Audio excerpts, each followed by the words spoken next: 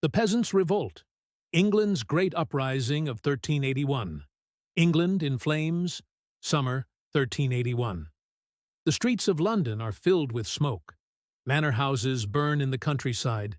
Tens of thousands of men and women march on the capital, furious, determined, armed with farm tools, clubs, and stolen swords. At their head is Wat Tyler, a man of the people, and John Ball, a fiery priest whose words strike like thunder. When Adam delved and Eve span, who was then the gentleman? This is the Peasants' Revolt, a desperate cry for freedom, a demand to end serfdom forever. For a moment, it shakes the very foundations of medieval England. But could peasants truly stand against kings, lords, and the might of the crown? Chapter 1. The Seeds of Rebellion. The revolt did not erupt overnight. Its roots lay deep, stretching back decades. During the reign of Edward III, England had been battered by war and plague. The Black Death of 1348 cut down between 30 and 50% of the population. Whole villages vanished. Fields lay unplowed. And labor became scarce, desperately scarce. For the first time in generations, peasants realized their worth. They could demand higher wages. They could negotiate. Some even bought land of their own, becoming yeomen, independent farmers. But the ruling class hated this new reality. Laws were passed to freeze wages at pre-plague levels. Lords tried to force free laborers back into serfdom, chaining them once more to the land. And the crown piled on tax after tax, desperate to fund the endless 100 Years' War against France. Then came the final spark, a new poll tax. Not once, not twice, but 3 times in just a few years. The third, in 1380, was 3 times higher than before. Every person over 15 had to pay, rich or poor. Only beggars were spared. To the peasants, it was robbery. To many, it was slavery. And when royal tax collectors pushed too hard in 1381, England exploded. Chapter 2. A Kingdom Ignites. The uprising began in the southeast, in Essex and Kent, when villagers resisted tax inspectors. Officials were beaten, kidnapped, even killed. Bands of rebels rode from manor to manor, burning records, destroying documents that tied peasants to servitude. The archives of Maidstone, Rochester, Canterbury, all reduced to ash. This was no blind riot. It was a calculated strike against the very system of manorialism. Without records, lords could not enforce their claims. Leadership soon emerged. Wat Tyler, a man of mysterious background, possibly a soldier, and John Ball, a radical priest who had already been jailed for his sermons. Ball's message was simple and dangerous. They are clothed in velvet and ermine, while we wear rags. They drink fine wines while we drink water. They live in ease while we toil. And from our labor comes their luxury. With such words, the movement grew. Tens of thousands joined. Men, women, artisans, farmers, priests. This was not the revolt of the desperate poor. It was the revolt of common people who had something to lose. By June 11th, 1381, the mass of rebels turned toward London. Their numbers may have swelled to 60,000. And the king's army? Away in Scotland. The capital was ripe for chaos. Chapter 3. London in Flames. On June 13th, the rebels stormed into London. What followed was fury unleashed. Prisons were broken open. Hated officials were dragged into the streets and executed. The Savoy Palace, home of the powerful John of Gaunt, was looted and burned to the ground. Lawyers, foreign merchants, and petty crown officers were singled out for vengeance. For days, London burned. And then came the boldest act of all, the storming of the Tower of London.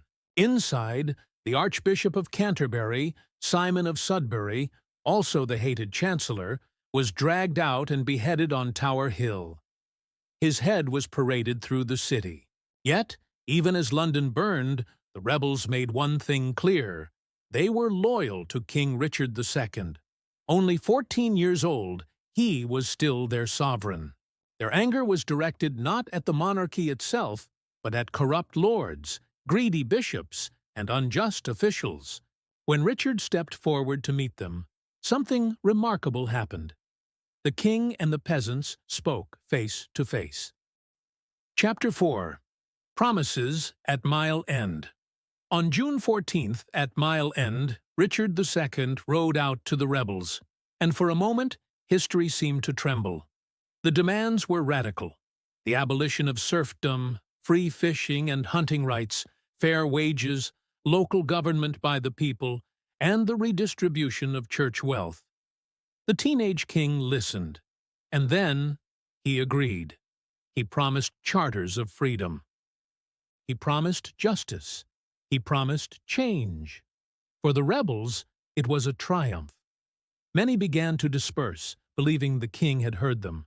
But Wat Tyler and his followers pushed further.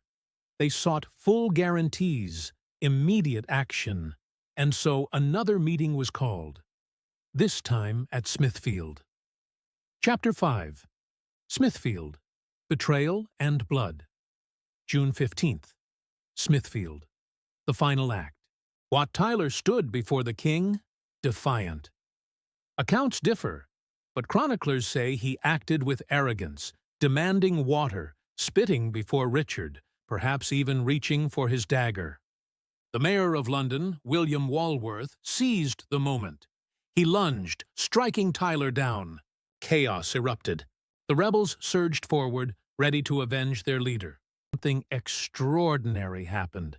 The young king rode alone toward the mob and cried out, "Sirs, will you kill your king? I am your captain. Follow me." Stunned, the crowd hesitated. And in that hesitation, the moment was lost. The militia moved in. The rebels were broken. Wat Tyler's head soon adorned London Bridge, a grim warning to all who passed. Chapter 6. The Hammer Falls. Richard II, just 14 years old, had faced the storm. But once it passed, he showed no mercy. Over 150 rebels were hanged. So many that new gallows had to be built. Leaders were hunted down, villages punished. The king's words to the defeated were cold and final. "Villains ye are, and villains ye shall remain." The great hope of 1381 was crushed beneath the weight of royal power. Chapter 7. Legacy of Fire. The revolt had lasted only 4 weeks. It had failed to abolish serfdom, failed to redistribute wealth, failed to shatter the order of feudal England. And yet, it left scars. The hated poll tax was abandoned. Wage restrictions were no longer strictly enforced. And slowly, steadily, peasants continued to buy their freedom. Within a century, serfdom in England would vanish, not because of a single glorious revolution, but because of countless small acts of resistance and persistence. The revolt also left behind an idea that common people could rise, that they could speak to kings, that they could demand justice. Even in defeat, the peasants of 1381 lit a spark that would smolder for centuries, through the English Civil War, through revolutions across Europe, and into the struggles for liberty that define our modern age. Voices of the people. The Peasants' Revolt was more than a riot. It was a cry from the heart of medieval England, a cry for dignity, for fairness, for freedom. And though their leaders were executed, their homes burned, their bodies hanged along the roadsides, their words endured.